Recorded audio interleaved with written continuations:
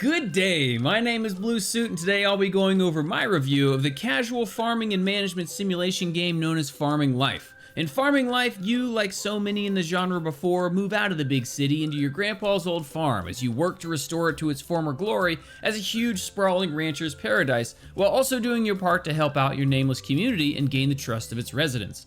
As the game begins, you're dropped off at your family farm on the edge of town. Run down and ragged, you clear enough trash and trees away from the property as the game's tutorial guides you through the basic process of creating gardens, orchards, and living enclosures for your animals that can be expanded and merged later on, many of which depend on one another to create sellable products. For example, you could just sell your carrots, or you could use them to grow rabbits. In turn, you could stop at just selling rabbits, or you could even use the rabbit meat in your smokehouse to create an even more valuable commodity.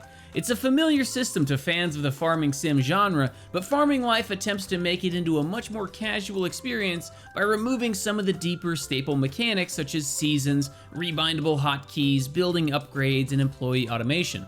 Some of the developmental cuts I was okay with, while others I really feel would have made it so much more satisfying to play. The first is really more of a personal preference, but I'm always looking for a good character creator, which you find out right away is missing from Farming Life. You instead sort of play as Sam and Linda, who are the couple that actually own the farm and are the only two characters in the game that you can't fire. Even just being able to rename them as you can with your farm would have given me a stronger connection to them, as neither has any real story attached to them. And this kind of rolls into my second issue with the game, is in how the employees are managed as a whole. At the start of the game, you only have a few employees, and it's up to you to decide where to devote your efforts as a fledgling farm. Personally, my most successful farm started off with honeybees, and eventually my whole property revolved around making sure those little dudes were as productive as they could be, before finally branching off to try my hand at corn and wheat and eventually ostriches. The issue with the employees is really once you start to have a multifaceted farm with several operations going on at once. You can have a maximum of 200 employees working for you at one time, and there really isn't a great way to organize and manage their tasks in a streamlined way. It's very easy to assign workers to a single task and have them execute it over and over again day in and day out, but it's much more difficult to give them multiple tasks and assign them priorities. Farming Life does advertise itself as a casual farming sim, but once your farm gets huge, it really stops being casual, and having better automation tools would really help keep things running smoothly.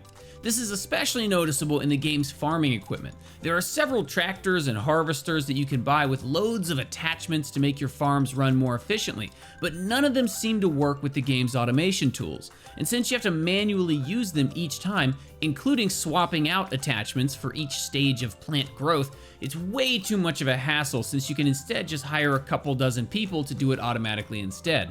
A big disappointment for players looking forward to utilizing these pieces of equipment. There are still lots of fun ways to run your farm, however, that gives players a lot of freedom of choice in how they want to earn their pay and complete missions. In the game, there are missions for both the town's mayor and its residents to procure certain items for rewards. The mayor's quests are really where it's at. Once completed, they allow you to buy plots of land to massively increase the size of your farm. The potential for building here is really great, as even when I'd beaten the game, I'd probably only used about a third of the overall map. The resident quests are a bit less interesting though, as they could ask you for any item in the game even if you don't currently produce it, and the cash rewards that they offer are almost always less than how much you would get if you just took those items to market.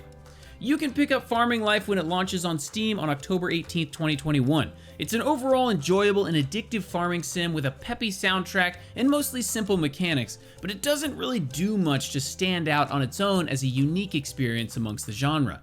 Additionally, it doesn't always feel like a polished game either, as there are quite a few translation issues, minor bugs, and dysfunctional or unbalanced mechanics that may be a thorn in the side to some players. So I'm valuing Farming Life at $12, and I do highly recommend it if you're already a fan of the genre and you're looking for something a bit more casual to eat up a dozen or so hours of your time. I hope you enjoyed this review of Farming Life. Come see me on Twitch where you can watch our reviews in progress 5 nights a week. As always, don't forget to like, subscribe, and let me know in the comments what you thought about it. Until next time, peace!